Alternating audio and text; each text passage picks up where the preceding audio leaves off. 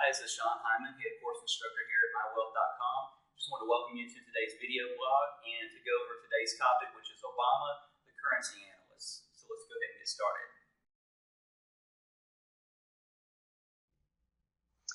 Be sure to check out the written blog at www.mywealth.com/blog. Obama, the currency analyst, is he? Let's take a look. You know, presidents don't normally comment on stock market levels, and they rarely give reasons why the dollar is strong, but Obama does. And so let's see, that makes him president, stock analyst, currency analyst, and who knows what next. But let's take a look at a chart, and I think you'll see why Obama is wrong and why he should consider taking one of our courses if he's going to continue to make calls on currencies.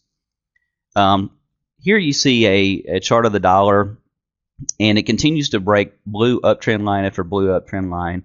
It continues to make lower highs as shown by the red bent lines there.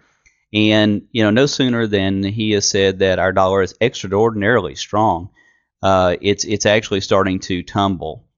And so, you know, it's usually best to not have to rely upon these guys that, you know, have obvious biases, but to be able to learn how to chart and track things for yourself, because you literally see supply, demand, and buying and selling pressure right there on the chart, as well as learning the fundamental factors that actually move these currencies so that you can find out for yourself.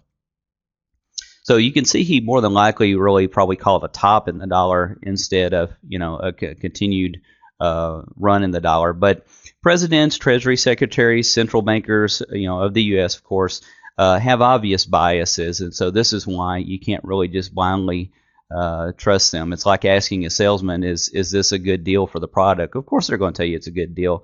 You'd be an idiot not to. Well, round two has started with Obama and China, as China called for a new super reserve currency.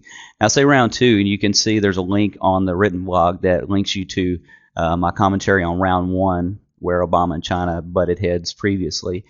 But China's, you know, calling for a super reserve currency, and you can see why. I mean, you know, look at the shape of the U.S., look at the debt that we're stacking on, and this sort of thing. And they're holding the largest amount of U.S. treasuries out there, you know, above any other country, and so they have a vested interest.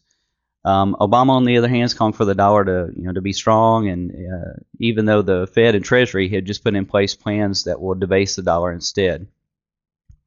And what do I mean by that? Well, you know, you've got plans to keep interest rates near 0%, and that's, you know, that's never good for a currency, because currency investors seek yield, and the lower that yield gets, the worse it is for the currency, and the more selling in that currency as money departs that currency and goes on to greener pastures where it can seek a higher yield for their money. You can think of it like if a bank in town offered you, you know, 3% on your money in one account, and then across town, a bank offered you 5% on your money. Which one are you likely to stick your money into? The 5% one. And that's simply what happens with currencies around the world. And we teach a lot of this in our courses and break it down just that simply. So currencies are not really all that hard to figure out. They're really not. And we teach you the macro things that you need to know in there, and also how to follow things on the chart and read a chart as well. But back to this, we've got the government also stacking on trillions of dollars in debt. That's never good for a currency. And then most recently, the Fed's purchase of $300 billion of long-term U.S. Treasuries, all way up on the dollar and depreciate the dollar, as money's just simply going to be printed like never before. So, you know, this is not good for the U.S. dollar either. So I'd encourage you, you know, don't wait. Get in a course and get educated. Find out for yourself how these things move. Find out for yourself what's happening to our home currency here in America, and what you can do to, you know, defend yourself against it. Because as the dollar drops, everything else gets more expensive. So you see it on Main Street in higher gasoline prices, higher prices of food at the grocery stores, and products and services that you purchase and this sort of thing. So a lot of people think, well, I don't trade in currency, so therefore I'm not affected by a falling currency, but you are. And there's things that we can teach you on how to defend yourself against that, so that you don't have to be the typical person that just watches your currency depreciate. And there's others that will be listening to this from around the world that this may be the case for them as well.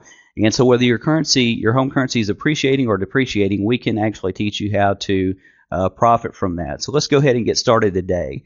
Go to mywealth.com and you can click on the courses tab and you'll see our currency course to the far right, and that'll get you started. Thanks so much for attending.